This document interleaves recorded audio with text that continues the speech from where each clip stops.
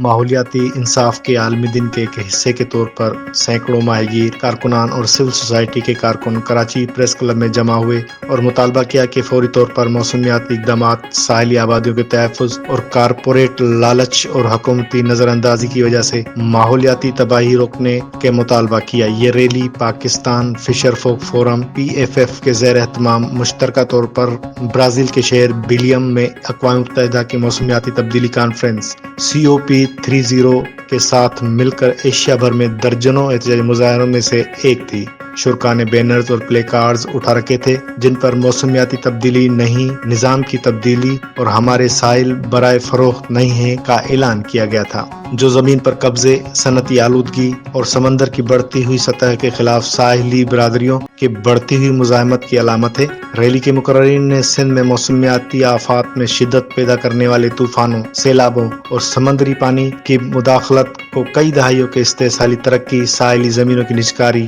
اور ترقی کے نام پر صنعتی توسیع پسندی سے جوڑ دیا۔ انہوں نے اس بات پر زور دیا کہ اگرچہ پاکستان نے گرین ہاؤس گیسوں کے اخراج میں بہت کم حصہ ہونے کے باوجود گلوبل وارمنگ کے نقصانات کا زیادہ شکار ہے، لیکن وہ بڑھتے ہوئے درجہ حرارت کی وجہ سے عوام روزگار کے نقصانات کے سخت ترین اثرات کا سامنا کر رہے ہیں۔ پاکستان فشر فوک فورم کے جنرل سیکریٹری سعید بلوچ نے کہا، ماہی گیری موسمیاتی بحران کے فرنٹ لائن پر کھڑے ہیں اور اس کے باوجود ہماری آوازوں کو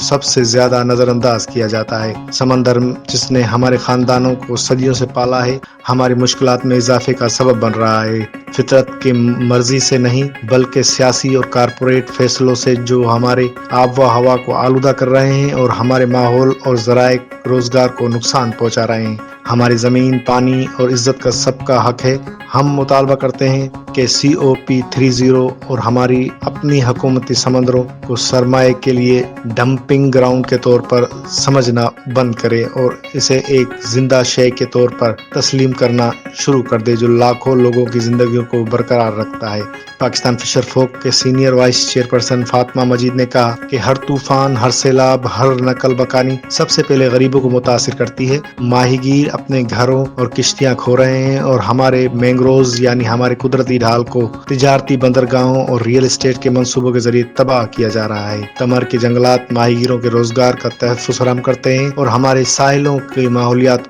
کی حفاظت کرتے ہیں۔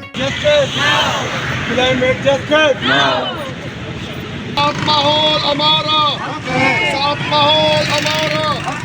Climate justice now, climate justice, climate justice, سمندر کو آلودہ کرنا، مینگروز کی کٹائی بند کرو، بند کرو، زمینوں کی قبضہ گیری، روزگار ہمارا، روزگار ہمارا، روزگار ہمارا، کلائمیٹ جسٹس،